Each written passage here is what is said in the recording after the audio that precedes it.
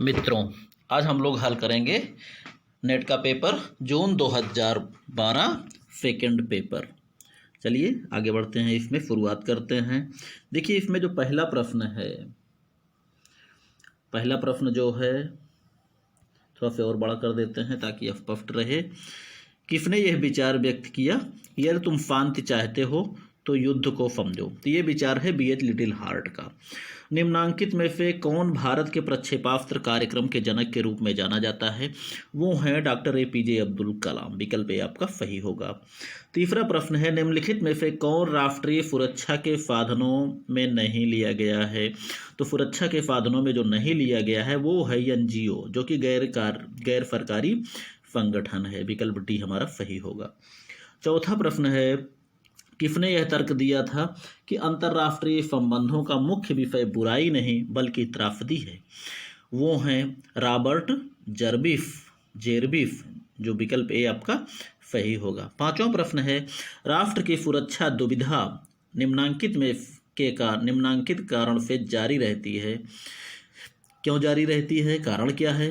सैन्य शक्ति सर्वथा दूसरों को आक्रामक ही लगती है, इसीलिए वो है सुरक्षा दुविधा। छठवां प्रश्न है हमारा, किसने यह तर्क दिया कि भू राजनीति एक छद्म विज्ञान है? वो हैं वो हैं हम्फ जे मॉर्गेनथाउ। सातवां नंबर है, निम्नलिखित में से किसने राज्य के जैविक सिद्धांत का प्रतिपादन किया? तो वो हैं रेटजेल। आठवां नंबर है, शीत युद्ध काल के दौरान विश्व शांति की कुंजी निश्चित होती थी शक्ति संतुलन एवं सामूहिक सुरक्षा तंत्र के द्वारा। नौवां प्रश्न है, जियोग्राफिकल पिवट ऑफ हिस्ट्री, इतिहास की भौगोलिक धुरी या कीली की अवधारणा का प्रतिपादन किसने किया था? वो थे हेल्फोर्ड मैकिंडर। विकल्प सी हमारा सही होगा। 10वां नंबर है, अफगानिस्तान में कट्टरवाद के उदय का मुख्य कारण क्या था? वो था इस्लाम का धार्मिक अतिवाद। 11वां प्रश्न है, सुरक्षा दुविधा सिद्धांत के प्रतिपादक हैं जॉन हर्ज। 11वां प्रश्न है, डियागो गार्सिया द्वीप कहाँ स्थित है? तो ये हिंद महासागर में स्थित है, जो कि भारतीय भूमि से लगभग 1000 किलोमीटर की दूरी पर है। निम्नलिखित में से कौन भयादोहन सिद्धांत की ग्राह्यताओं में निहित नहीं है?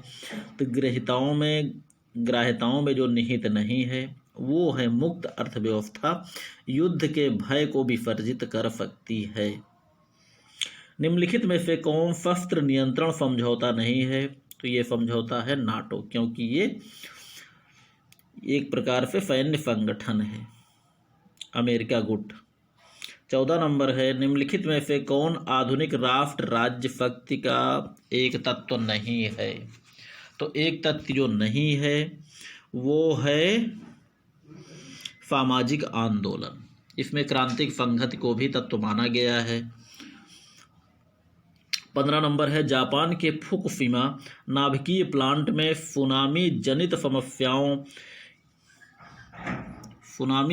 समस्याओं के उजागर होने के बाद निम्नांकित देशों में किसने शांतिपूर्ण कार्यों के लिए नाभिकीय शक्ति के विस्तार को नहीं रोका? तो वो है भारत। अगला प्रश्न है 16 नंबर, निम्नांकित में से कौन भारत संयुक्त राज्य अमेरिका नागरिक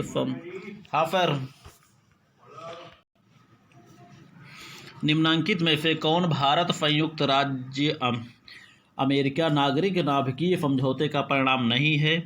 तो परिणाम नहीं है नाभिकीय आपूर्तिकर्ता समूह द्वारा भारत को बाधा रहित मदद। 17 नंबर है, सितंबर 1948 में निजाम के शासन से हैदराबाद को मुक्त कराने के लिए स्वतंत्र भारत द्वारा किए गए सैन्य संक्रियात्मक अभियान को जो नाम दिया गया था वो है ऑपरेशन पोलो।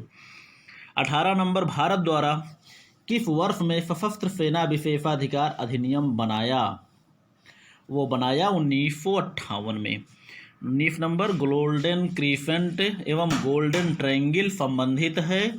ये संबंधित है संगठित अपराध की उपर्युक्त सभी कारगुजारियों से उन सभी कारगुजारियों में है जाली नोटों के कारोबार, छोटे अग्नेय अस्त्रों के प्रसार, मादक द्रव्यों के अवैध व्यापार। 20 नंबर ऑपरेशन जेरोनिमो जो संबंधित है वो है पाकिस्तान में ओसामा बिन लादेन के मारे जाने से। 21 नंबर मिसाइल फॉर न्यूक कार्यक्रम जिससे संदर्भित करता है या जिस संदर्भ में प्रयोग किया जाता है वो है उत्तर कोरिया द्वारा प्रक्षेपास्त्र प्रौद्योगिकी को पाकिस्तान द्वारा नाभिकीय प्रौद्योगिकी के बदले में हस्तांतरण। विकल्प ए हमारा सही होगा। 22 नंबर निम्नलिखित में से कौन दक्षिण चीन सागर में अवस्थित है? वो स्थित है स्पार्टली द्वीप। 22 नंबर स्वात घाटी जिस क्षेत्र में स्थित है वो है पाकिस्तान अफगानिस्तान सीमा क्षेत्र में। 24 नंबर जैस्मिन क्रांति संबंधित है इस्लामी जगत में लोकतांत्रिक जागृति से। 25 नंबर प्रश्न है निम्नांकित में से कौन दक्षेप या सार्क का सदस्य नहीं है? वो है म्यांमार। 26 नंबर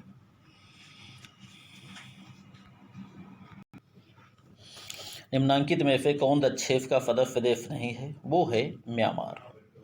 तालिका 1 एवं तालिका 2 को सुमेलित करना है। पहला नंबर प्रथम परीक्षण देश जो कि प्रथम नाभिकीय परीक्षण कब किए थे? भारत 1974 में किया था, अमेरिका 1945 में किया था, सोवियत संघ 1949 में किया था, ब्रिटेन 1952 में किया था।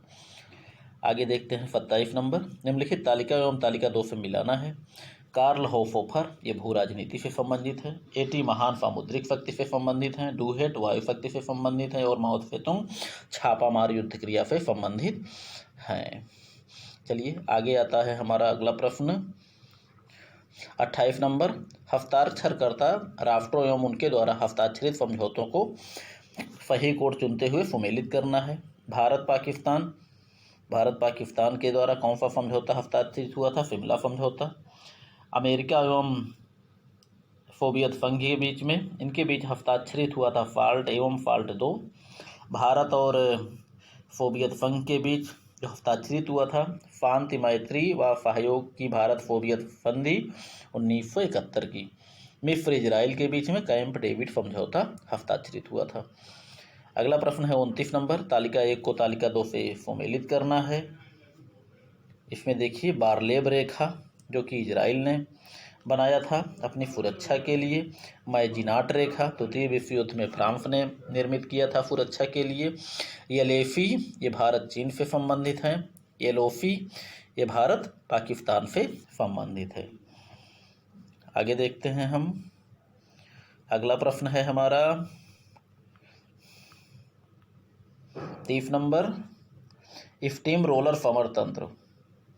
स्टीम रोलर समरतंत्र ये अरब इजराइल 1967 से संबंधित है इजराइल के द्वारा। फाक एंड ऑफ समरतंत्र खाड़ी युद्ध द्वितीय में संयुक्त राज्य अमेरिका की रणनीति है, अमेरिका का समरतंत्र है। ब्लिट्जक्रिग समरतंत्र ये द्वितीय विश्व युद्ध में जर्मनी का समरतंत्र है। वेब डिफेंस ये द्वितीय विश्व युद्ध में सोवियत संघ का समरतंत्र है। 31 नंबर अभिकथन और तर्क का सही कूट चयन करना है। यह धारणा कि एक व्यक्ति का आतंकवादी दूसरे का स्वाधीनता संग्राम सेनानी है को अवश्य नकार देना होगा। और उसका तर्क है आतंकवादी बाहर से प्राप्त महत्वपूर्ण मदद के कारण बचे रहते हैं। इसमें जो कूट है ये तर्क और अभिकथन और तर्क दोनों ही सही हैं। अगला नंबर है 32 नंबर अभिकथन एवं तर्क में सही कूट का चयन करना है।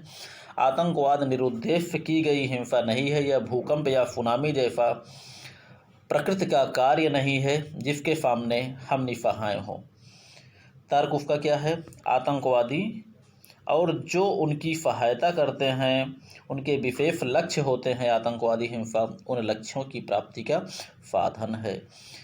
अब इसमें देखते हैं ए सही है अर्थात कभी कथन सही है, ए सही है, आर ए की तार्किक व्याख्या है।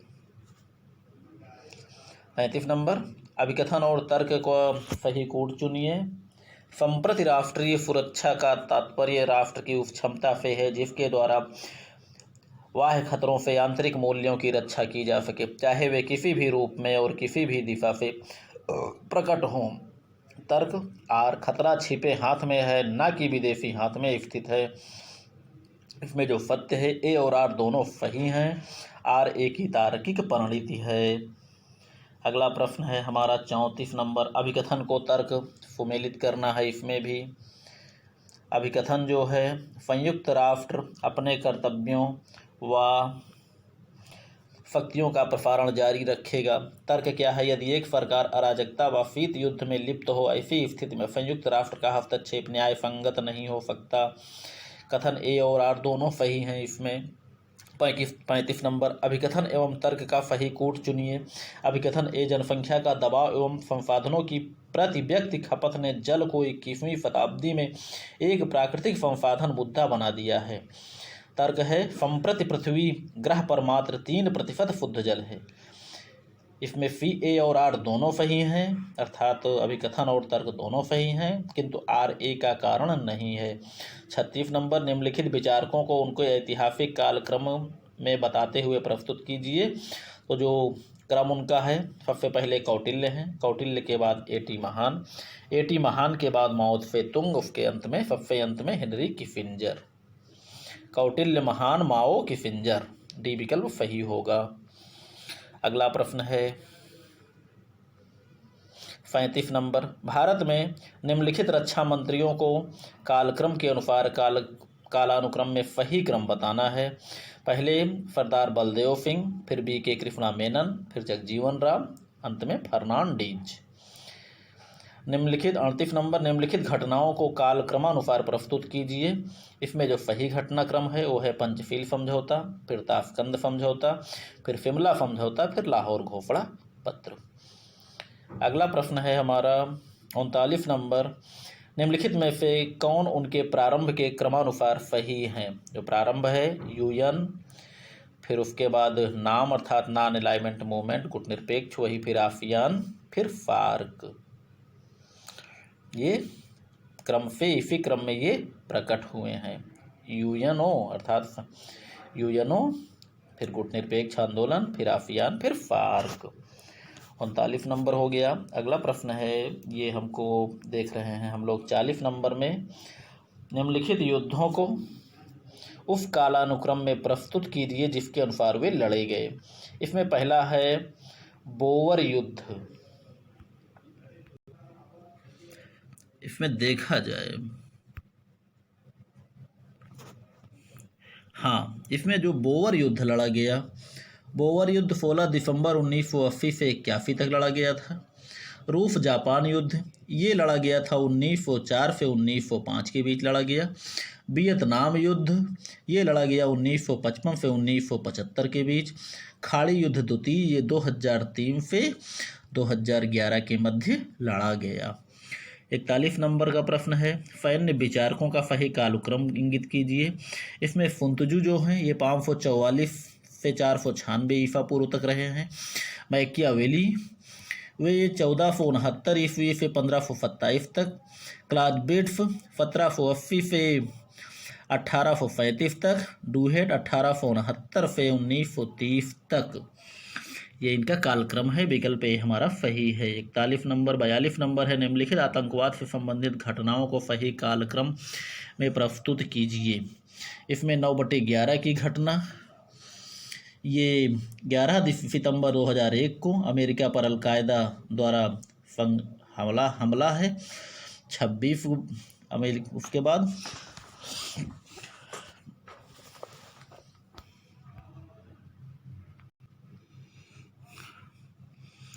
42 का जो सही कालक्रम है वो है 9/11 हमला, फिर ग्वाट, फिर 26/11, फिर ऑपरेशन जेरेनिमो। आयोग ने विकल्प सी को सही माना है। 43 नंबर है, निम्नलिखित शस्त्र नियंत्रण समझौतों को सही कालक्रम में प्रस्तुत कीजिए। सबसे पहले है tlatelolco संधि। इससे जो है यह हुआ था 1967 को। एनपीटी संधि ये हुआ था 1970 को। रेरोतुंगा संधि ये हुई थी 1985 को। सीटीबीटी संधि 1996 को हुई थी। विकल्प बी हमारा सही होगा।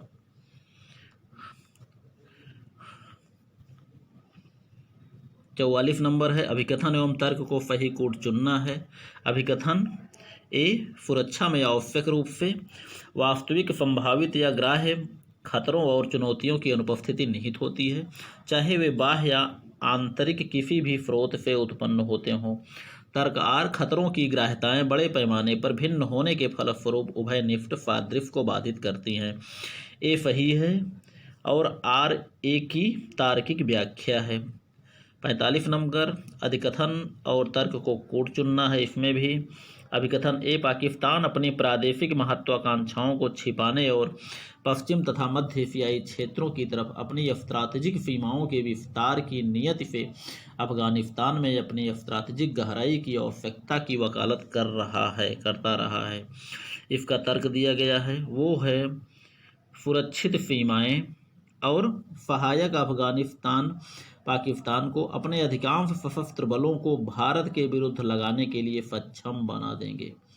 ए और आर दोनों सही है, किंतु आर ए का तार्किक विस्तार है।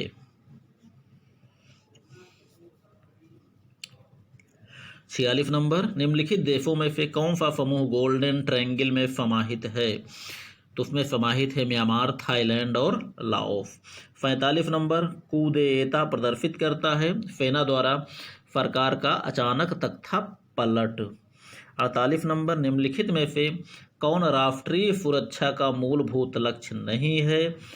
तो मूलभूत लक्ष्य जो नहीं है वो है अंतर्राष्ट्रीय शांति एवं स्थिरता कायम रखना।